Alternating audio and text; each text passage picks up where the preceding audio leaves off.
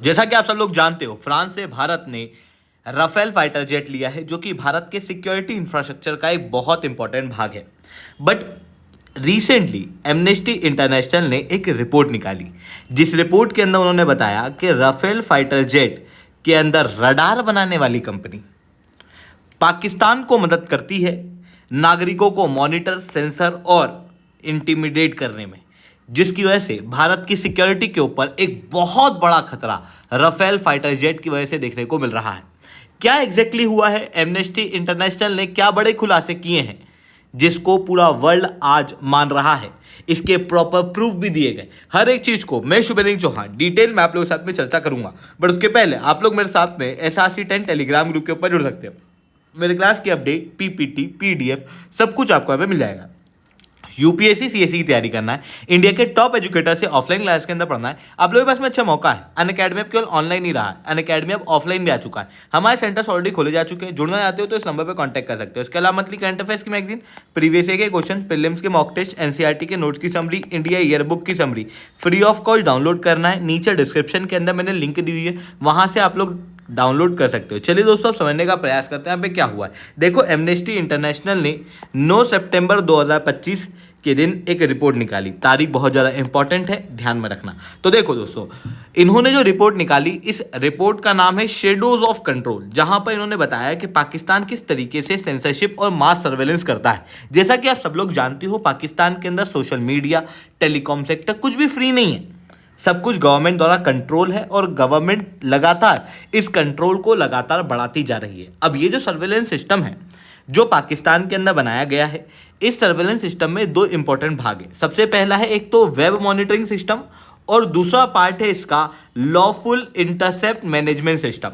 सबसे पहले बात करते हैं वेब मॉनिटरिंग सिस्टम के बारे में। देखो, web monitoring system basically Pakistan ने खुद ने नहीं बनाया, ये शुरू हुआ 2018 में, जो कि शुरुआत में कनाडा के द्वारा बनाया गया था। कनाडा की सैंडविन कंपनी है उसके द्वारा, जिसका बाद में नामकरण चेंज कर दिया गया था एपलॉजिक नेटवर्क। एमनेस्टी इंटरनेशनल ने इसके प्रॉपर प्रूफ भी दिए, बताया किस तरीके से सैंडविन ने उस समय पर पाकिस्तान की सरकारी कंपनियों को ऐसे इक्विपमेंट भेजे थे जिसके जरिए वेब मॉनिटरिंग की जा सकती है। बाद में कैनेडियन कंपनी को यहाँ से हटाकर चाइना ने पूरे प्रोजेक्ट को डोमिनेट कर लिया, और चाइना ने यहाँ पर एक ग्रेट फायरवॉल तैयार किया, जिसके जरिए पाकिस्तान की सरकार सोशल मीडिया के ऊपर कंप्लीट कंट्रोल रख पाती है। हालांकि ये जो पूरा वेब मॉनिटरिंग सिस्टम है, ये केवल और केवल चाइना द्वारा नहीं बनाया गया है, इसके अंदर कई सारी जगहों से अलग अलग पार्ट लेके आए गए हैं। जैसे US की कंपनियों ने यहाँ पर हार्डवेयर प्रोवाइड किया है, फ्रांस की थेल्स कंपनी के द्वारा यहाँ पर लाइसेंस सिस्टम फायरवॉल को प्रोवाइड किया गया है। इसके अलावा चाइना की H3C ने सर्वर प्रोवाइड किया है। इस तरीके से एक कंप्रहेंसिव सिस्टम पाकिस्तान ने डेवलप किया है। अब यहाँ पर सोचने वाली बात यह है कि देखो, हम लोग जो है वो डाटा के लिए इतने सिक्योर रहते हैं कि इंडिया के अंदर हम हमारे डाटा को किसी और देश को भेजने भी नहीं देते। हम इतना ज़्यादा सजग हैं इस चीज़ को लेके, जबकि आप पाकिस्तान की रोगनेस यहाँ पर देख सकते हो। पाकिस्तान गवर्नमेंट दूसरे देशों की कंपनियों का पूरा प्रयोग कर रही है अपने ही नागरिकों को कंट्रोल करने के लिए, अपने ही नागरिकों के डाटा के ऊपर नज़र रखने के लिए, जो कि ऑब्वियसली पाकिस्तान की खुद की सिक्योरिटी के ऊपर भी एक बड़ा थ्रेट है। और यहाँ पर इन्होंने वेस्टर्न मॉडल और चाइनीज मॉडल दोनों को मिला दिया है। अगर एक भी कंपनी यहाँ से पीछे हटती है तो पूरा सिस्टम जो है वो कोलैप्स कर जाएगा। मतलब 2 दुश्मनों को यहाँ पर मिलाया हुआ है। इस तरीके से ये सिस्टम जो है वो वेब मॉनिटरिंग सिस्टम इन्होंने बनाया हुआ है, ऐसा एमनेस्टी इंटरनेशनल ने बताया। फिर एमनेस्टी इंटरनेशनल ने कहा कि इसका जो दूसरा पार्ट है वो है लॉफुल इंटरसेप्ट मैनेजमेंट सिस्टम। ये बनाया गया है बेसिकली जर्मनी और UAE के द्वारा, जिसके जरिए टेलीकॉम नेटवर्क का कनेक्शन और कंट्रोल पाकिस्तान की सरकार, ISI और आर्मी को मिलता है, और इसके जरिए ये कॉल मैसेज को देखना, ये सारी चीज़ कर सकते हैं। यानी कि ओवरऑल रूप से जो LIMS और WMS सिस्टम है, इसके जरिए ये मास कॉल को इंटरसेप्ट कर सकते हैं, डाटा को कंट्रोल कर सकते हैं, VPN को ब्लॉक कर सकते हैं, ऑनलाइन मूवमेंट को ट्रैक कर सकते हैं, जर्नलिस्ट, एक्टिविस्ट, इन सबको भी ये लोग रेगुलरली कंट्रोल करते हुए देखने को मिलते हैं।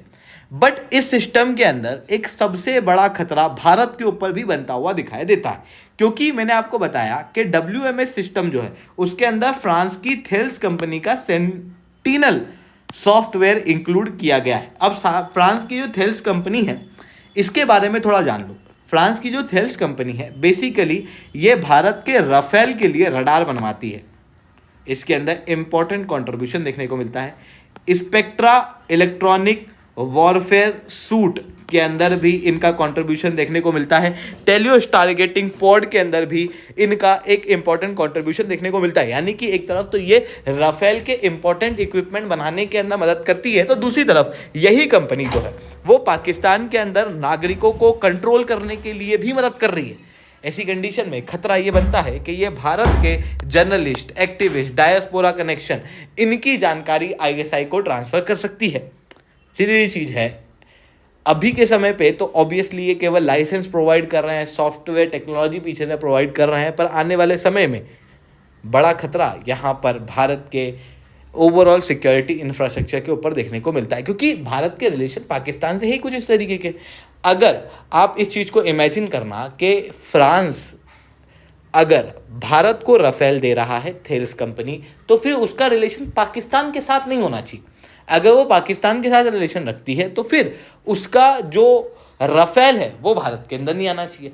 तभी हम लोग भारत के अंदर सिक्योरिटी इंफ्रास्ट्रक्चर को प्रॉपर रूप से मैनेज कर पाएंगे। जैसे अगर हम लोग रशिया के केस में बात करते हैं तो रशिया भारत को डिफेंस के हथियार देता है, पर जब वही रशिया पाकिस्तान को भी डिफेंस के हथियार देता है तो भारत के अंदर सिक्योरिटी के इशू क्रिएट होते हैं। सिमिलरली जब फ्रांस के द्वारा ये चीज़ की जाती है तो भी भारत के अंदर बड़े सिक्योरिटी इशूज जो है वो आने वाले समय में क्रिएट हो सकते हैं। इसी कारण से अब भारत को क्या करना चाहिए, पहले तो फ्रांस से हम लोगों को डिप्लोमेटिकली बातचीत करना चाहिए और थेल्स कंपनी को जो इनडायरेक्ट वो पाकिस्तान को टेक्नोलॉजी सपोर्ट दे रहे हैं उसको लिमिट करना चाहिए डिप्लोमेटिकली। फिर उसके बाद साइबर काउंटर इंटेलिजेंस भारत को और ज़्यादा मजबूत करना चाहिए।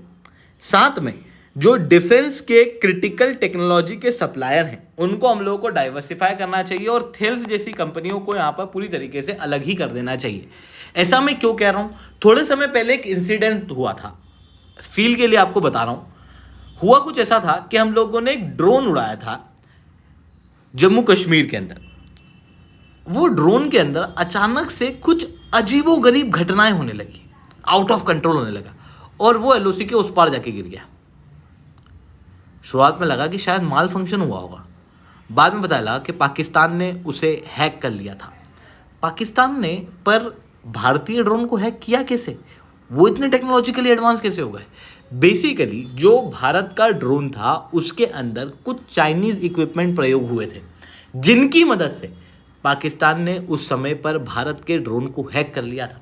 ऐसी कंडीशन में क्लियर है कि अगर फ्रांस की एक कंपनी जो कि पाकिस्तान के साथ में भी कंट्रीब्यूट करती है, कोऑपरेट करती है, वो कंपनी भारत के राफेल जैसे हथियारों के अंदर कंट्रीब्यूट करेगी तो ऑब्वियसली भविष्य के अंदर हैक वगैरह होने के इश्यूज जो हैं वो साफ दिखाई देंगे। ऐसी कंडीशन में भारत को यहाँ पे कंट्रोल करना बहुत ज़्यादा आवश्यक है। आई होप ये सारी बातें आपको समझ में आई होंगी। लेक्चर अच्छा लगा हो तो लाइक करना, लेक्चर बहुत अच्छा लगा हो नीचे साथ कमेंट करना। यूपीएससी सीएससी की तैयारी करना है, इंडिया के टॉप एजुकेटर से ऑफलाइन क्लास के अंदर पढ़ना है, आप लोगों के पास में अच्छा मौका है। अनअकैडमी अब केवल ऑनलाइन ही रहा है, अनअकैडमी अब ऑफलाइन भी आ चुका है। हमारे सेंटर्स ऑलरेडी खोले जा चुके हैं, जुड़ना चाहते हो तो समय पर कॉन्टैक्ट कर सकते हो। इसके अलावा मंथली करंट अफेयर्स की मैगजीन, प्रीवियस क्वेश्चन, प्रीलिम्स के मॉक टेस्ट, एनसीईआरटी के नोट्स की समरी, इंडिया ईयर बुक की summary free of cost download करना है। नीचे डिस्क्रिप्शन के अंदर मैंने लिंक दी है, वहां से आप लोग डाउनलोड कर सकते हो। ठीक है दोस्तों, आज के लिए इतना ही। That's all from my side. जय हिंद, जय भारत।